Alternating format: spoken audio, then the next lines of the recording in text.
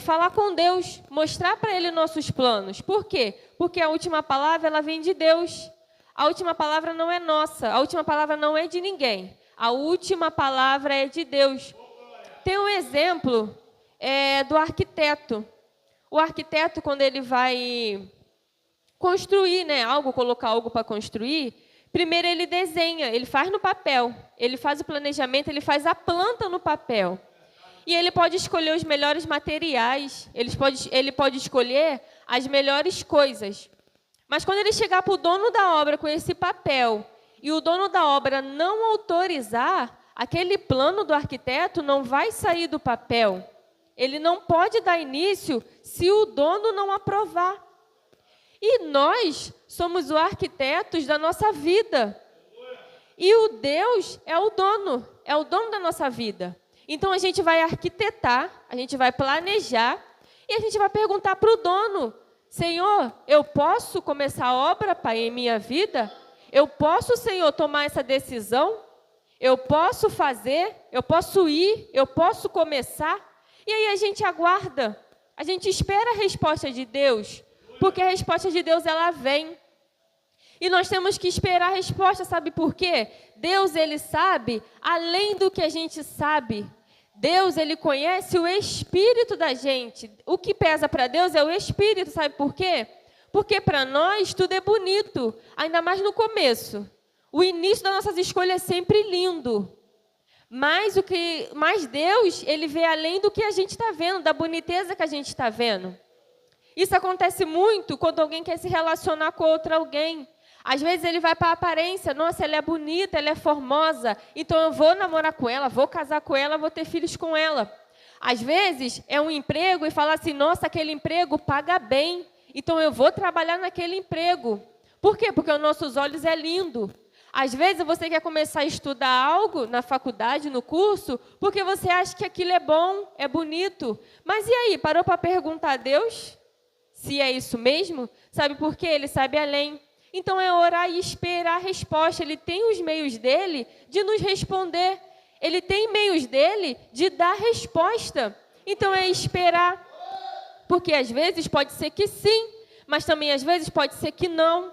E aí quando a gente espera, a gente evita passar por situações ruins. Porque às vezes a gente carrega fardo que não era para carregar. Às vezes é noite de sono perdida. Às vezes é choro. Sem necessidade. Por quê? Porque a gente quer fazer nossas escolhas com as nossas próprias mãos. A gente quer fazer as coisas do jeito que a gente quer. E outra coisa, consagra ao Senhor os seus planos e eles serão bem-sucedidos. Tem gente que confunde consagrar ao Senhor. Por quê? Porque eu também passo por isso e eu sei. Às vezes a gente quer fazer algo, a gente começa fazendo. Aí quando está pronto, Senhor, abençoa, Pai, esse projeto. Abençoa, Senhor, esse namoro. Abençoa, Senhor, essa loja que vou abrir. Mas como? Depois de já ter feito. Consagra ao Senhor. A verdadeira consagração ao Senhor é aquilo que você faz antes. É antes, sabe por quê? Quando você faz antes, Ele vai abrindo o caminho. As coisas vão se alinhando. E quando você não aguentar mais, Ele vai fazer por você. Consagrar ao Senhor é quando você está escrevendo e você cansar, você fala assim: eu não estou aguentando mais. Ele te leva, Ele faz por você. Ele vai abrindo caminhos. Nós temos um exemplo na Bíblia de um homem que ele orou primeiro, ele esperou 4 meses. Ele orou durante 4 meses. O nome dele é Neemias. Ele tinha que reconstruir os muros de Jerusalém. Mas o que ele fez? Ele parou, ele esperou e ele orou. Ele não foi assim de cara, não. Ele esperou. E aí, quem está disposto a fazer o que Neemias fez? Esperar o tempo, a resposta de Deus.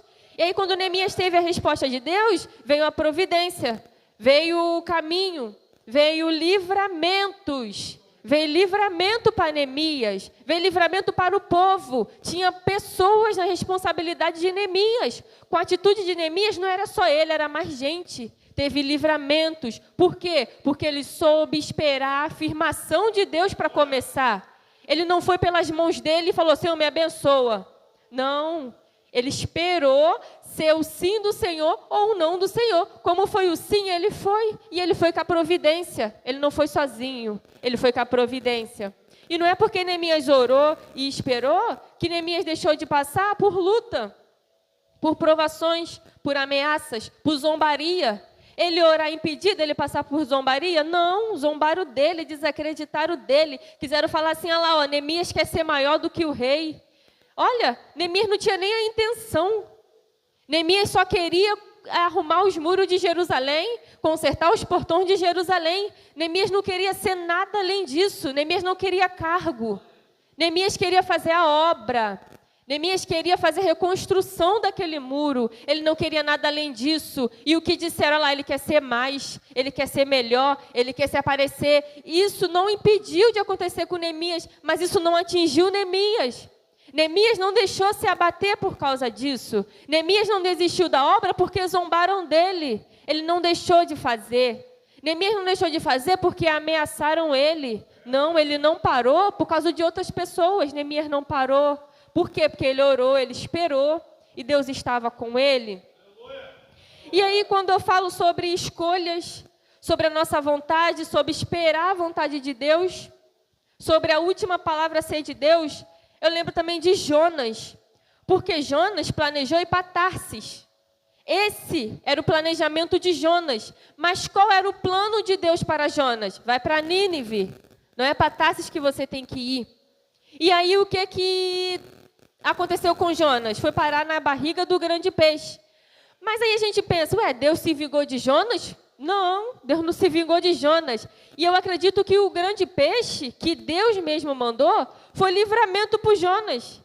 Às vezes a gente está desalinhado da vontade de Deus e vai parar na barriga do grande peixe e a gente acha que está na prova. Mas sabia que às vezes Deus está te livrando? Porque Jonas poderia ter morrido afogado. Jonas poderia ter morrido dentro daquele barco.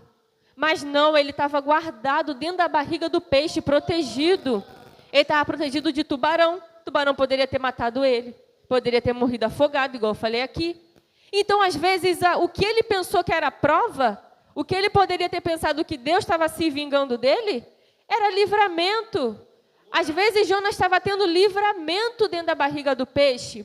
Para quê? Para a vontade dele ser a mesma vontade de Deus, para poder ficar alinhado. Às vezes, as nossas escolhas faz a gente balançar um pouquinho, faz o nosso barco tremer um pouquinho, mas é para quê? Para a gente se alinhar. É para a gente se arrepender e se alinhar. Ainda que não tenha como voltar atrás da tua escolha, você vai se alinhar com a tua escolha ali. Para se alinhar com a vontade de Deus, o que Ele quer para nós. E também eu lembro, sabe de quem? José do Egito. José do Egito, ele passou por pessoas, família dele, irmãos dele, com pensamentos maus para José. Mas Deus tinha pensamento bom para José. E aí o que os irmãos de José fez com José? Venderam José. Sim, mas tinha um propósito maior na vida de José. E qual era o propósito maior na vida de José? Ajudar aqueles que o venderam. O propósito de Deus, o planejamento de Deus para José, era ajudar os próprios irmãos a qual venderam ele, a qual teve pensamento mal com ele. Às vezes nossa missão aqui é ajudar quem nos feriu, é ajudar quem nos magoou. Às vezes é isso que nós temos que fazer. E aí José foi e se tornou governador do Egito. José ajudou muitas pessoas, José ajudou a própria família dele. Esse era o plano de Jesus para a vida dele. Quando Jesus tem um plano para a nossa vida, acontece, independente das circunstâncias, acontece. Os planos de Deus é perfeito. E além da última palavra ser de Deus, ela é perfeita. Ela é perfeita, ainda que não nos agrada. Ainda que não nos agrada. Ainda que a gente não entenda no começo. Mas a vontade dele é boa, é perfeita, é agradável para a gente. E aí, eu estudando mais sobre os personagens da Bíblia, eu me lembrei de Ruth. Ruth, ela era moabita. E Ruth, ela fez uma escolha. Lá, a gente sabe que o povo moabita era idólatra. Então, provavelmente, Ruth também era idólatra. Só que Ruth conheceu a sua sogra Noemi. Noemi saiu de Belém, fez a escolha dela, foi para Moabe com sua família. E esposo de Ruth morreu. Os filhos de Ruth morreu, que no caso tinha casado com Ruth. Um tinha casado com Ruth e o outro com Orfa, eu acho o nome dela, né? Orfa, isso. E Orfa fez a escolha dela. E Ruth também fez a escolha dela. E qual era a escolha de Ruth? O seu Deus é o meu Deus, o teu povo é o meu povo. Ela deixou a idolatria para trás e ela fez uma escolha. E a escolha dela estava alinhada com Deus. E aí voltaram para Belém.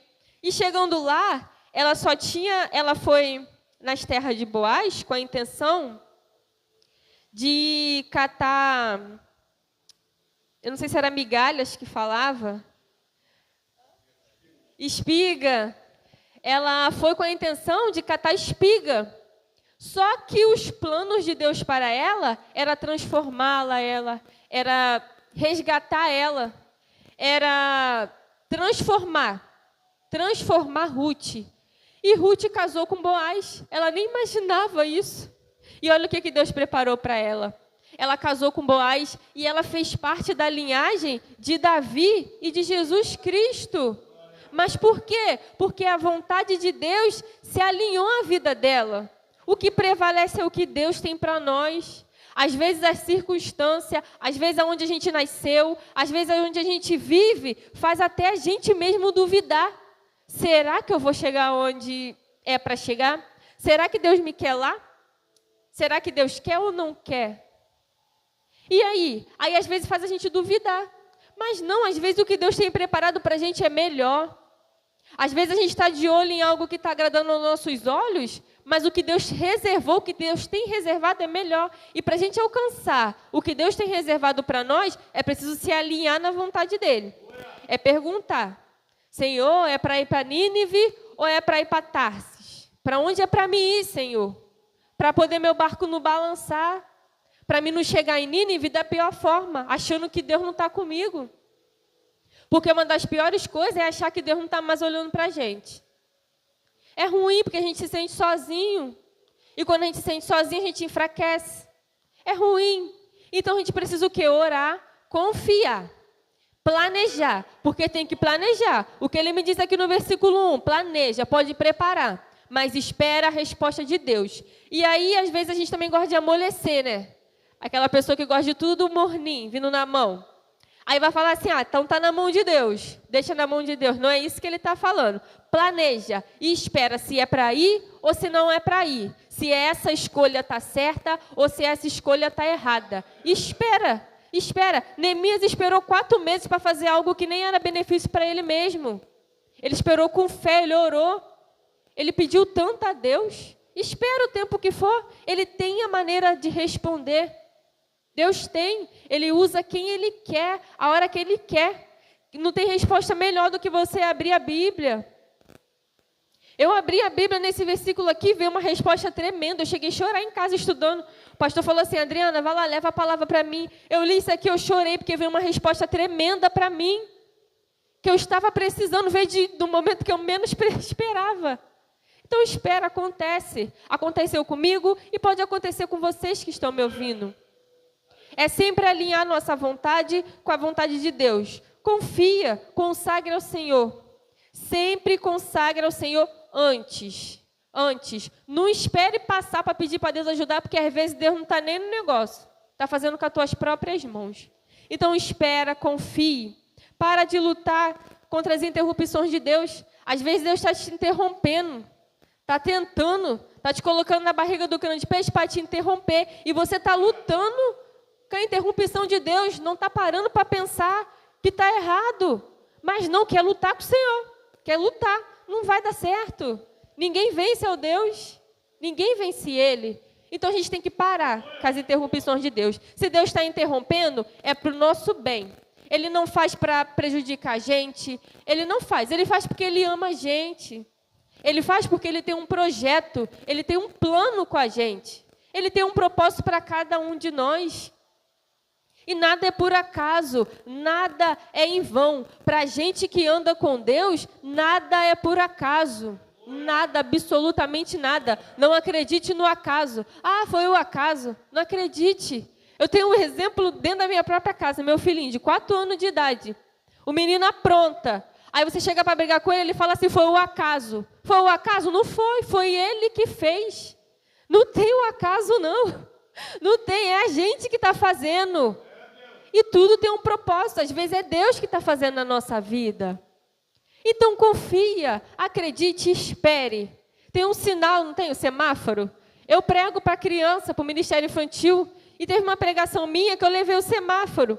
E eu mostrei para a criança, o sinal vermelho é para quê? Para parar. Então você para, você espera, porque se você ultrapassa o sinal, pode causar um acidente, ou com você ou com alguém. Então para. O amarelo fala assim, atenção, tenha atenção onde você está passando. E o verde é você vai, mas você só vai quando aparecer o sinal verde. Quando Deus disser para você assim, vai, pode escolher. Isso é para tudo, para relacionamento, isso é para a vida financeira, para a vida acadêmica, é para tudo, absolutamente tudo. Espera a confirmação do Senhor e depois vai. E o que eu aprendo hoje, nessa noite, e também o que a palavra fala aqui, é que, para não sentir orgulho, nem inveja de ninguém, a gente temos um exemplo de Saul. O orgulho de Saul levou ele a lugar nenhum, levou o desprezo de Deus. A inveja de Saul levou ele a lugar nenhum. Então, que a gente possa seguir o exemplo de Davi e não de Saul. Que a gente possa analisar se está sentindo, porque nós somos ser humano. A gente está vendo o outro lá conquistando as coisas e às vezes a gente pode sentir inveja. Mas o que a gente tem que fazer? Reconhecer isso. Senhor, tira isso de mim, Pai. Eu sei que isso não te agrada. Confessa para o Senhor que errou e muda. E não sente inveja, não sente ciúme de ninguém, porque não leva a lugar nenhum. Lembra de Saul. Não esquece o que aconteceu com ele. Por quê? Por causa de orgulho e de inveja. Então, a palavra de Deus para a gente hoje é a última palavra de Deus. É uma campanha, é um tema maravilhoso. Falou comigo só de eu ler. E a última palavra de Deus, espere, vale a pena. Vale a pena, porque às vezes a gente passa provas que não era para estar passando. Só para se alinhar.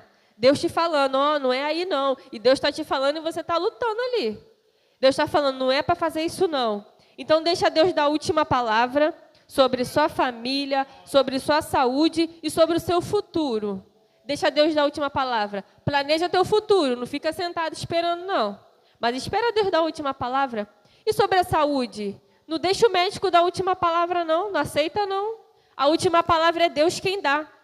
Ainda que for que sim.